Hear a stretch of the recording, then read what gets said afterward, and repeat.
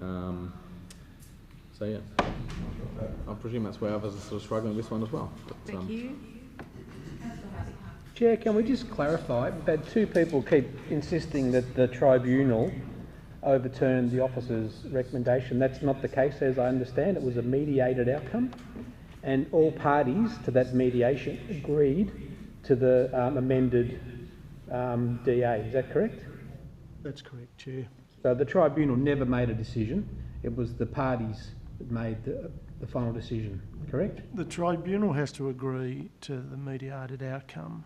So the tribunal has agreed to it, but on the basis that the parties have also agreed to it. And on that corner, and this building is getting pretty close to that. I think it's, well, I wouldn't call it sensational, but you know, it's getting close to something that potentially could be acceptable. I walked past the Portsea Terrace and I think, wow, that's a really great contribution to the city. There's a couple of not so, you know, beautiful units on the way down the hill, and we've got the other buildings that were, how do you put it, you know, of a certain period in time, which will never date very well, I don't think. But I'd like to think something on this corner can last the test of time and be recognised as a significant contribution to the streetscape there. And I think the proponents might land on that at some point, but not today. For us, for me, I'll be supporting a recommendation for refusal because I think Battery Point deserves the best outcome for this really prominent site where lots of people walk past every day, that it's visible from other points in that area. And at some point in time, we'll have to discuss what happens to the big car park there as well. So I'd like to think that right through this precinct, we end up with a good outcome, with buildings that are to the right scale, that complement the heritage of the area. And I commend the proponent for removing those couple of stories. And I think that was a much more, you know, much better outcome than the first proposal. I'm hopeful that this continues and that we do get a really great outcome here, but tonight I'll be supporting the officer's recommendation for refusal. Thank you. Any further comments? Councillor Data? Thank you, Chair. Firstly, you know, for me, it is not looking at the previous approval that has taken place, and we have talked about the process that it takes place. It's a negotiation between the parties and then it is endorsed and approved by the tribunal. So that is not in front of me today. What I'm looking at is the criteria, and there are 5 grounds of objection. And somehow the other, you know, many times we take the cultural aspect, the heritage aspect quite lightly, and we say, well, planning approval has, on planning grounds have approved it, but the cultural heritage, we don't give it the same weight. But I think arguments presented here objectively are pretty strong, and I would support strongly the recommendations made by staff. Thank you. Mr. Noy, can you just help me? So if we as a committee decided that we wanted to lower a building by a floor, would we be able to do that? Yeah, look, there are a number of factors to take into consideration. The willingness of the applicant in that. Clearly, in this case, the applicant has shown a willingness to do that. I mean, it's always open to challenge. We know that. And there would be, you know, potentially some risk involved, but with the applicant preparing to concede that floor reduction provides council with greater scope to accommodate that through conditions of approval, I suppose. Well, and I appreciate the work that Mr. Curtis and Mr. Gartrell and others involved have done to try and come back with a more palatable application. However, I take Mr. Edwards' point how this is quite an unusual situation where we have a modified application. Maybe it's better than before, but obviously it still doesn't meet the heritage concerns and doesn't comply from a heritage perspective. So I would find it very difficult to support this application as it is. I think that there are many reasons that it just doesn't get over that hurdle. So I think I'll now put the motion from Alderman Barakis for approval. Oh, sorry, yep. Sorry, foreshadowed. Sorry, Chair. So those in favour? Calm So those in favour? Aye. Those against? Aye. No. Show of hands. Those in favour? Alderman Marcus and Councillor Coates. Those against? Alderman Briscoe, Councillor Harvey, Councillor Dutton, the Deputy Lord Mayor. Okay, so that's lost. I'll go to the motion for refusal as moved by Alderman Briscoe. Those in favour? Aye. Those against? Show of hands. Those in favour? Alderman Briscoe, Councillor Harvey, Councillor Dutton, and the Deputy Lord Mayor. Those against? Alderman Marcus and Councillor Coates. The motion for refusal was approved and will go to full council tomorrow evening.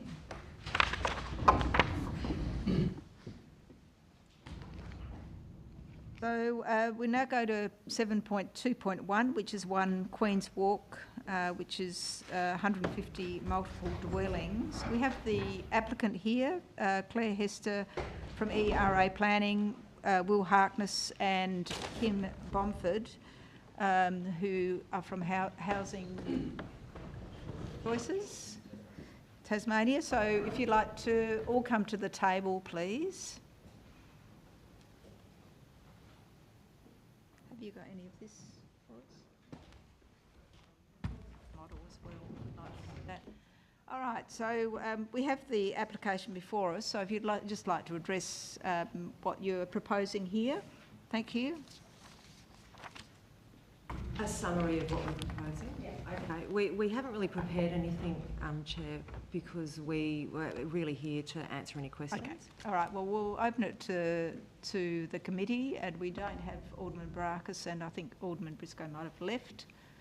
Are there questions from the committee? Councillor Harvey. Yes, look, my question is, I like the proposal, thank you. I'm confident that I'll be supporting it tonight, relatively confident. But I'd like to talk to you about the general amendment of the area, because I have concerns with the bus stop, the lack of footpaths, the car parking across the road, the 40 car parks, which will be on a sealed surface, but I'm also concerned about the dirt that continues up towards the CAD centre. So can you talk me through what your ideas are, or how you would intend to address some of that amenity issue around the area? I'd love a walkway over the Brooker Highway, thanks very much. So would we. Or at least a zip line. But I'm just concerned that the level of amenity in the area needs to be uplifted to support the value you're adding to that housing estate there. So to give people a better feel for the area, better way of getting around, safer footpath, not falling down the dirt, curbing and all the rest of it, and the landscaping. That question? So if we can, we'll probably have a bit of a joint response. So Kim Bomford, I'm the General Manager with Housing Choices Tasmania, so we've been managing the existing complex for nearly 10 years now.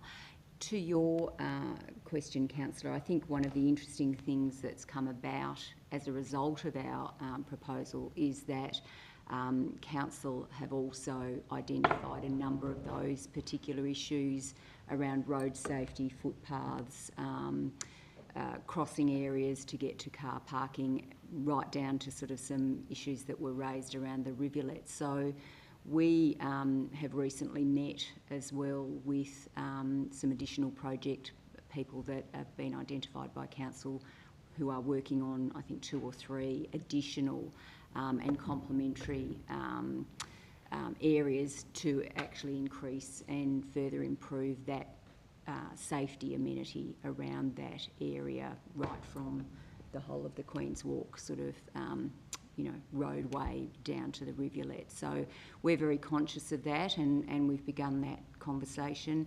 Secondly, in terms of inside the complex itself, a lot of the infrastructure work that we will be doing will actually develop and improve existing pathways internally, including accessibility throughout the complex as well. So we're aware that it is an older site, that hasn't had a lot of upgrade in terms of that concrete areas, pathways, etc., and that will actually be significantly improved as a part of our process.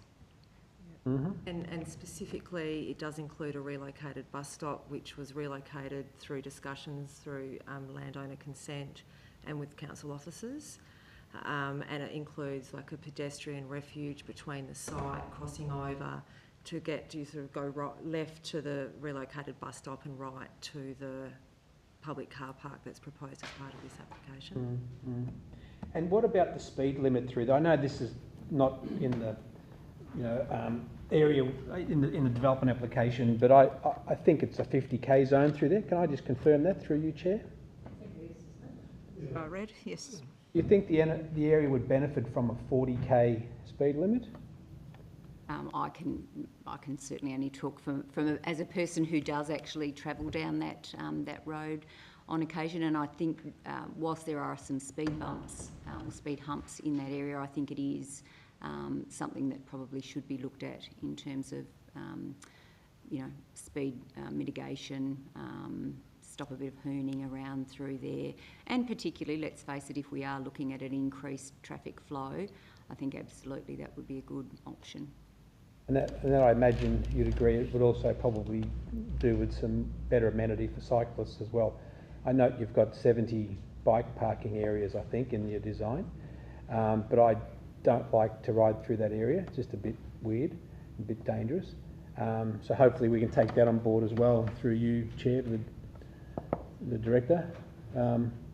Yeah, look, I think, if I may just quickly comment, we are doing a master plan for this area, and clearly the connections, enhanced cycling and pedestrian connections is a critical component of that. And it's not necessarily for this proposal to satisfy all of those issues, but the points that you raise are relevant to the exercise that we're undertaking on the broader area. And through you, Chair, that would also, I imagine, include the tunnel. I walked through the tunnel yesterday and I had to drag the dogs through because they didn't want to get their feet wet. So it's a bit of a puddle down one end, and it's just not I wouldn't want to walk through there of an evening. Yeah, look, there's no doubt this area has significant potential, the broader area, and we would like to develop some plans, or we are developing some plans to enhance that. All right. And how far away do you think they are, through you, Chair? Well, we look in this financial year. Okay, so they could align with the development of this project? Yes, at the same time? as has been suggested already, there has been some conversations had about how we can better align some of the work that we are both doing in this area. Yep, okay, well, you've answered my questions. Thank you. Any other questions? Just in relation to the car park across the road, so obviously that's not your site, but it's probably, is that Crown land or is that is Council's land? I suspect it's council land, Chair. All right, okay. How will it be, how do you see it working with the use of your tenants actually using that, The purpose of it, through your Chair, the purpose of it is that it's a public car park, so anyone can use it. The recognition that there's events that occur in that area, and so the intent is that it would be for visitor parking. So like if they wanted to use it for visitor parking rather than any tenants, through Hubble Traffic, they provided the traffic impact assessment, which made it clear that the number of on-site parking spaces in terms of a ratio has increased with the current application, and it satisfies the required number. So essentially, it's just a public car park. And just also in relation to you know, parking or car options, and I don't even want to guess what sort of arrangements your tenants might have with the option of cars or motorbikes or bikes, or you know, how they get around. But do you ever consider like carpooling or the use of cars by multiple tenants? If I can, Chair, I think, you know, it would be fair to say that parking in itself is always an issue in any sort of, you know, higher density of living. One of the reasons why we've increased, or we're actually, as part of our proposal, are putting in the 70 bike racks, is we would like to do some work eventually with our resident cohort, particularly given that it's, you know, within reasonable distance of the city and other amenities, to actually try and encourage the use of bicycles, but also as a broader thing, trying to encourage that concept of carpooling. I mean, we do have some challenges in that, you know, many of our residents are not all with complex needs, but they come from different backgrounds, and there are different challenges that sometimes present themselves. So, you know, that's often a less easy concept to bring to the table. But we have worked in the past very strongly with our resident cohort to, you know, make improvements to their community, and also to work with them about engaging in, you know, mainstream activities and mainstream ways of actually living and working. So it's certainly something that we would be able to look at. I could also say to that, sort of, I recall looking at it earlier on. I mean, we'd be supportive of a carpool, like in Melbourne, you know, there's Go car or car, you know, and commercial companies that you can book, and I mean, that'd be great. I don't, as far as I know, that doesn't technically exist in Hobart at the moment. So you'd sort of be relying on a more like a resident running it, and as an organisation, we wouldn't want to enter the space of running and maintaining cars, but certainly if it down the track, it, you know, someone like car share or something came along, I think it, you know, environmentally, in terms of utilisation of a single car rather than everyone having a car, would be something that would align with our vision for the site, wouldn't it? And just in relation to your bike, you've got bike lockers as part of this application as well, or just bike places? Yeah, no, we've got covered, caged, so you can sort of have your bike protected and locked up. Mm-hmm. Yeah. Okay. So that's, and if somebody has an e-bike, there's power points to charge and so forth? Yep. Okay. Yeah, I'd too share the concerns of Councillor Harvey in relation to that connected, safe bike route to the intercity cycleway. Absolutely, yep. You know, like that sort of developer contribution, I think is a really important component of improving things for applicants as well, for residents.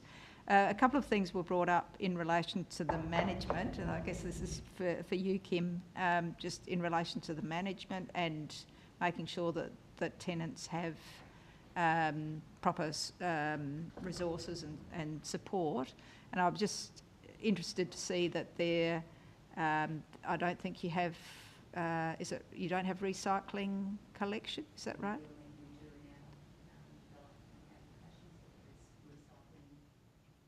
Facilities, so we've improved the number of bins, we've improved where they will be located and access to those.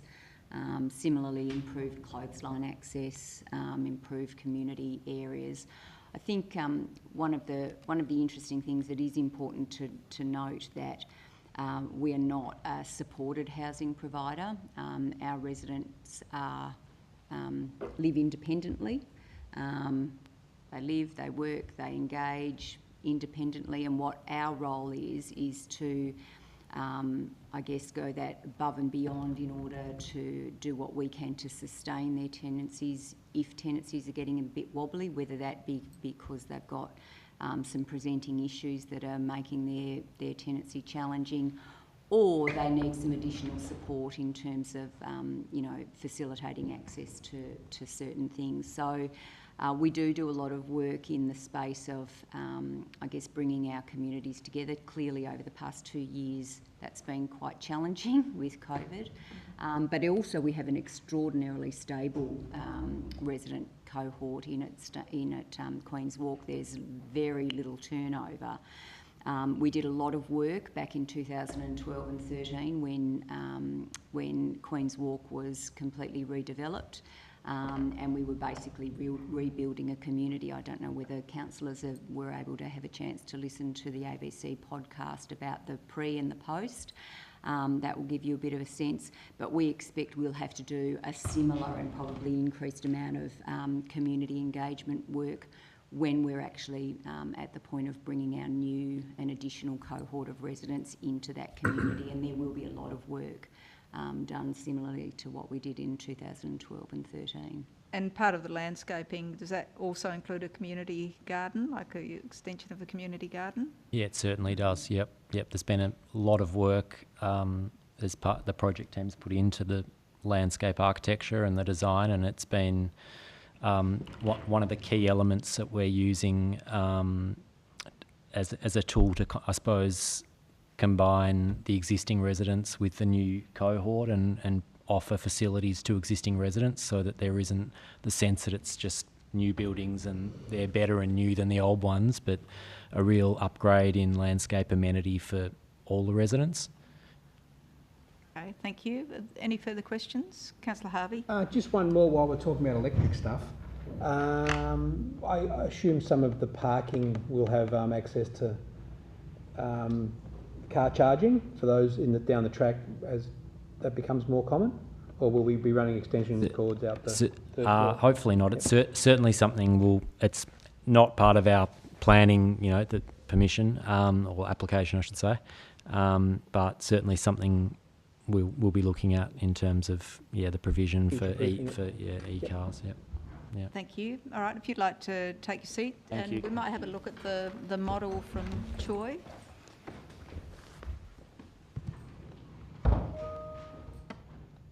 Thank you.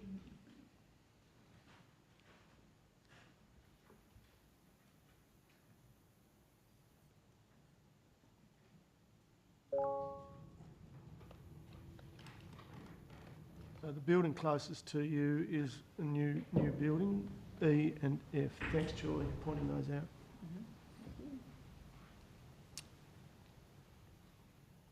Now, where's the bus stop going?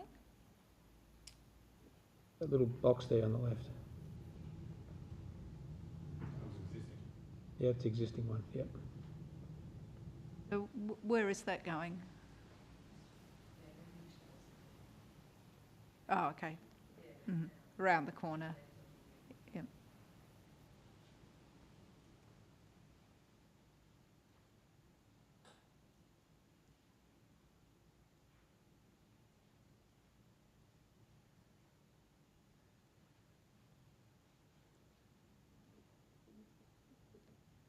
Right, so I think the Urban Design Advisory Panel made comment of the greater sort of mass of this building in particular. Yeah, there was certainly that heritage officers commented on the approach and were satisfied that a lesser height development was probably the approach to go in this instance, I think. I think the other building is lower, isn't it? Or not so many floors. Yep. Okay. Any other views? Can I ask about flooding from the rivulet? Does that area get inundated, or is it mostly the other side of the highway where the... Mostly the other side of the highway is my understanding. Yeah. Any other views that you want to see here? Can you show the car park, Joy? Have you got that? I don't think that No, that's you haven't got that. Okay. but it's In just this model, yeah, it's in that. just location. there, and it takes some of the existing garden through, Yeah. but formalises that car park. Right, okay, thank you very much. I'll open the item for discussion. I move Councillor the- Dutta? I move the recommendation. Okay, thank you. Further discussion? Council Dutta beat me to it, but I think this is fantastic. It's needed, and I think with noting the comments that have been made, I think this will not only improve the stock of social housing, but I think it'll actually make that area a bit better, as was said in a number of ways. So I think this is fantastic. Thank you. Yeah. Councillor Coates, then Councillor Harvey. I'm supportive as well. It's, I think it's pretty far application. I was contacted by the applicant in this stage, and they've been pretty transparent and open to any comments or questions. And you know, look, I think albeit it's a large development, but it's one that that fits in with what's existing. And I think the community expectation is that that site be used for this purpose, and I think it complies. So I guess being community representations and looking to apply the planning code, I agree with the assessment of the officers. Councillor Harvey. Yeah, thanks, Chair. Yeah, I've followed this site for a number of years. I remember when it was redeveloped back in 2013, 2014, and I had a chance to tour through the units before and after. And the redevelopment, I think, has been pretty good, you know, and this history and that podcast, I do recommend listening to that if you get the chance, about the history of this site. And I'm hoping with these additional buildings that it continues to move in a really positive direction. And if the engagement with council is successful and we can really improve the amenity of the area, I think that'll be really beneficial to the people who live there, and as well as their precinct, because it's a really interesting precinct. You've got this, I think is it 1960s, or what's the age of this? Can anyone remember? Read it, just can't remember. Yeah, 60s or 70s? 60s, if not earlier. And it was quite a significant architectural design at the time, and still is, I think, these two-storey units, but also opposite the cemetery. An interesting array of things in the area. You know, you've got an oil refinery down the road, you've got the sewerage works, you've got a great recreational area in Cornelian Bay. So it's really a well-located area. Not that, you know, being close to the cemetery is, you know, great, but the fact is it's got a lot of recreational space, and it would be great to think that the residents have an easy cycle ride through there to Kmart and wherever else they need to go, and access to the cycleway. So I'm supportive of this tonight, and I hope that it can be, you know, high quality, exceptional development can be delivered for Hobart and for the residents who live in this new precinct, or these new buildings. Councillor Coates. Look, just a question actually while I thought of it. Does it now become King's Walk, or does it remain Queen's Walk? My understanding it will remain. Yes. Yeah, Oh, was it? Okay. I fully support this. I think this is a very good way to go, and especially considering the housing shortage in social housing, I would support this fully. Thank you. Thank you, and my only comment is that I do look forward to better linkages with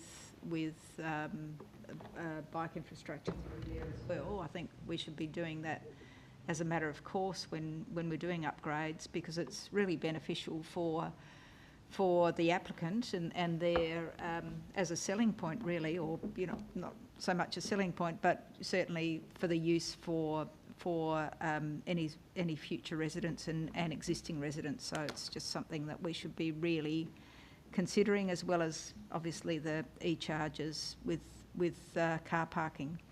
So I'll put that as moved by Councillor Dutta. Those in favour? Aye. Those against? Items carried unanimously, and that will go to full council tomorrow night. That's right. And Thank you. The original buildings were circa 1960. Chair. All right, thank you. 1960. Who was the architect 1960. of those? Do we know who the architect was? Oh, I thought it might be, you know. You're not going to say Robert Morris Nunn. Okay, we still have a quorum, so I'll keep going. So we'll go to Thank you. We'll continue down 7.2.3 and we'll go back to 7.1 later. So 31 Swanston Street, Newtown. This is an application for 7 dwellings, 1 existing. Happy to move that, Chair. Alderman Barakis, thank you. Discussion. Yeah, I did have a close look at this and I visited the site today. I know there are 11 representations, but it's an internal block, so there's not much visibility from the streets. The units are only, I think, 90 square metres each over 2 levels, so they're not big units. So I'm leaning towards supporting this tonight unless someone comes up with a very good argument to refuse it. The playground, I think, adds a benefit to the proposal, being close to an open space, which probably compensates for not a lot of open space in the area.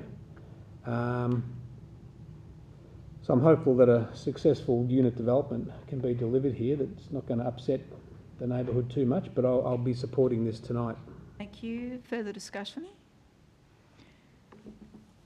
Mr. Nye, I just have a question. To me, it, you know, on first glimpse, 7 dwellings on this block seem to be highly intense. How does that compare to other areas, other developments in this area? And is that a consideration when? Well, the density complies, as far as I'm aware, Chair, to the acceptable solutions. There is dwelling stock in this location of primarily single dwellings. However, it does have a shared boundary with multiple dwelling development, similar internal location, in fact. So there are some similarities to that adjacent multi-unit development. Which looks like a larger block and they're single storey. That's correct. Perhaps if they'd, you know, I don't know how old they are, but perhaps if they'd been built yesterday, it might have been a 2-storey apartment dwellings, I suppose, as well. But so in essence, those concerns raised by the representatives have all been addressed. Well, look, in the considered against the provisions of the scheme, the performance criteria that are relevant in this application, the officers are of the view that it satisfies those standards, Chair. Councillor Dutta, we're on 7.2.3, which is 31 Swanston Street. It's application for 7 dwellings, 1 existing. Look, it's not, you know, when you're developing in the centre of blocks, it's not without challenges, Chair. I mean, I think there are some benefits with having that park adjacent in one corner. But yeah, it's not without challenges, but when assessed against the performance criteria, the officers are of the view that it satisfies those, subject to some criteria, including some screening, Chair, and some better access to the private open space. All right, thank you. Councillor Dutta, did you want to add any comment? No, I was, thank you, Chair. Just in the reading of the report, the issue that stood out to me was the overshadowing aspect of it, both to the park and to the units. And I think the explanation given there by the staff, you know, is for me is quite reasonable. That it's not an unreasonable overshadowing. Thank you. Thank you. So I'll put the motion as moved by Alderman Barakis. Those in favour? Those against? Items carried. That will go to full council tomorrow night as well because it's because of the number of representations. 7.2.4, 1 Chew Terrace and 5 Chew Terrace. So this is it comes to us because it's adjacent to the park. Alderman Barakis, you're moving that. Happy to move that, Chair. Any comments or points? If not, I'll put that. Those in favour? Aye. Those against, items carried. 7.2.5 is 90 Melville Street, demolition and new building for 55 multiple dwellings. So again, this is an extension of time on the original application for this. So, Chair, through you, I was a bit confused when I read this. It's a site now that has 2 active DAs. That's correct, Oh, Chair. yeah. That's correct. So this is Plan A, and they've already got Plan B. But if Plan B falls over, they'll go back to Plan A. I understand he wants to keep his options open, Chair. Okay. Yeah. Well, look. Either way, I think this has already been agreed by council. Would it be any different if it was brought to us today? Would it still receive it? No, Chair. I think the officers are comfortable, notwithstanding change in policy position, that this application would perform well against that change policy position. So Okay. Well, look, I'll move the recommendation. Thank you. Councillor Data, did you have something? No? Okay. No further comments. I'll put that. Those in favour? Aye. Those against, items carried. 27 Lefroy Street, North Hobart, partial change of use to food services. Happy to move the recommendation, Chair. Thank you. Discussion? Yes.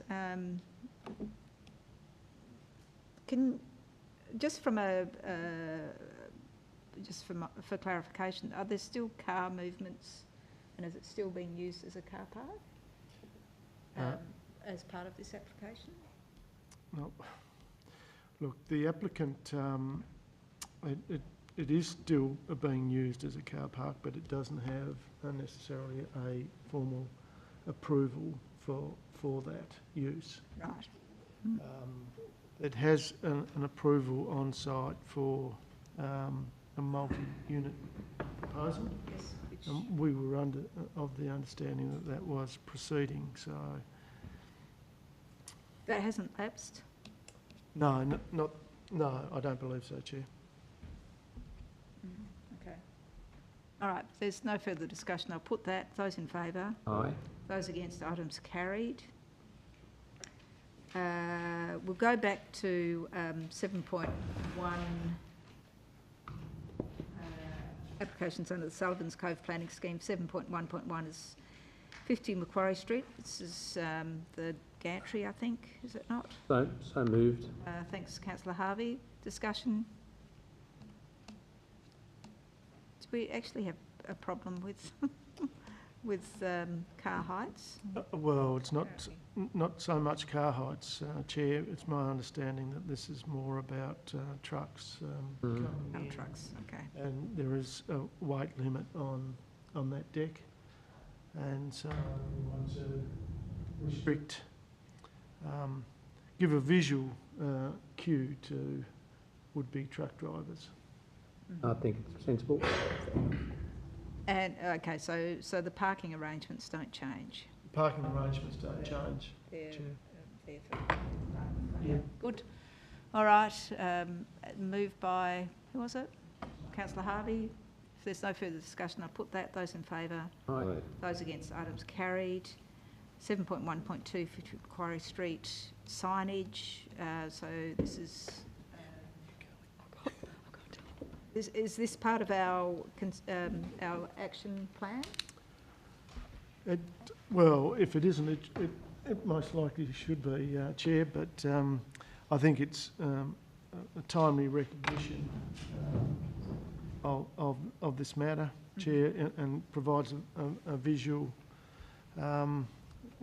tangible visual expression within the confines of the Town Hall, Chair. So. Right, thank you. Discussion, or can I have somebody move that, please? Alderman Barakis moved it. Oh, you have? Okay, all right. Alderman Barakis, thank you. Those in favour? Aye. Those against, items carried. We go now to reports. So can I have somebody move the advertising report, please? Councillor Data, thank you. Is there anything of note here? Ms Obi? There are a number of items which I'll draw to the committee's attention. One is an application for solar panels in the glebe, which was approved. I know there is some concern sometimes that heritage buildings aren't able to have solar panels attached, but that's one example.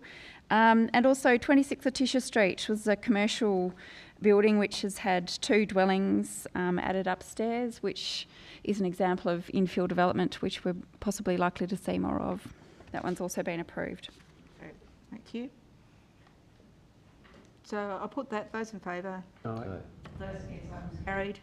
Item 8.2 is delegated decision. Alderman Barakis, thank you. No discussion. I'll put that. Those in favour? Aye. Those against? Items carried. We're now at the closed portion of the meeting, but I just, before I ask the watching public who can watch now or listen, just say thank you again to all of the staff who've been instrumental in making our meetings run as smoothly as they possibly can. So thank you very much, and to the committee members here, thank you again for your participation in what is the most important committee. Every committee chair Hardest says working that. Yeah, committee, yeah, always meeting. And yes, so I'll say good night and thank you for those who are listening. Thank you.